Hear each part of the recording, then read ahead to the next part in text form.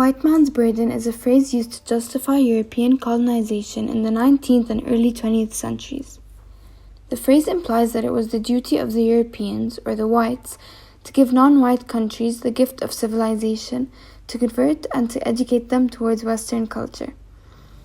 The White Man's Burden, the United States and the Philippine Islands, was a poem written by Rudyard Kipling in 1899 about the Philippine-American War, in which he encourages the United States to take colonial control of the country. Joseph Rudyard Kipling was born 30 December 1865 and died 18 January 1936. He was an English journalist, short story writer, poet, and novelist. Kipling's works include The Jungle Book in 1894 and White Man's Burden in 1899. Much of Kipling's works were in favor of Europeans taking over the homes of less civilized, non-white people in order to show them how to properly drink afternoon tea, iron their trousers, and many other things that they could have lived without. The concept of the white man's burden stems from imperialism, which took place during the late 19th century. Imperialism occurs when a strong nation takes over a weaker nation or region and dominates its economic, political, and cultural life. After the Industrial Revolution and the technological advancements in Europe, this became a common practice of European nations seeking new sources of raw materials and markets to sell manufactured products. The idea of imperialism gained its motivation from economic, military, political, humanitarian, and religious reasons, as well as from the development and acceptance of a new theory, social Darwinism, and advances in technology. Because the white man would not have been able to venture into countries that would biologically kill him, so they needed new technologies such as vaccines and Maxim machine guns to force their way into these countries. European powers such as England, France, and Germany thought that they were the superior and civilized race, and ended up colonizing inferior races in Asia and Africa.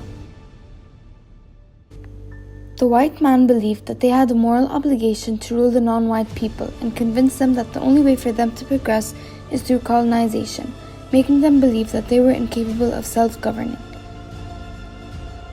They also used the previously mentioned evolutionist theories and survival of the fittest to justify this, claiming that they had the most favorable traits that would cause all the other non-white and non-European groups to die out anyways. The unshakable belief of their own superiority was not only the product of the Europeans' domination of the world, but also a convenient justification for it. The European powers claimed that they wanted to guide and help these third world countries become more civilized and developed.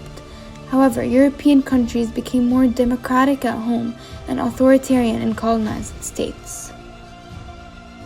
An example of this is King Leopold II of Belgium, who, outside of Belgium, is known as the founder and sole owner of the Congo Free State, which was a private colonization project done by the king to benefit from resources such as rubber and ivory through forced labor.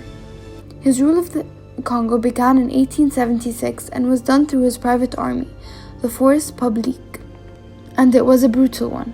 The native population was enslaved and mutilated, and most importantly, exploited, along with their land, in order to benefit Belgium and its king with their resources. Another example was the British colonization of India, where they believed they were doing a noble act by trying to transform Indian beliefs. A method used by the British to civilize Indians was to Christianize them. They believed that the religion of the Indians, Hinduism, was the root cause of all the evils that was present in India. These examples relate to the phrase white man's burden, as it became a worldwide statement, a justification and an excuse for the actions of colonial powers, where Europeans believed that imperialism was a noble sacrifice and that it was their God-given duty, the burden, placed on their shoulders to convert, educate, and civilize non-white people. Why is this important in our world today? During the age of imperialism, old systems of government were swept away as European settlers spread out in the colonies to seek profit, to govern and trade. Colonized people were forced to adapt to these new conditions and were not able to do this at their own pace. They were forced to change their ways of life, which were undermined by Europeans. Europeans systematically held back the inferior countries, which caused civil wars between them, and up until today have trouble being self-sufficient because of the years of being held back and governed by foreign entities. In conclusion, the white man's burden is a concept that was used to give grounds for white racism and greed towards non-white people, their lifestyle, and their land in the age of imperialism, and this still impacts our world today through the subordination of previously colonized countries.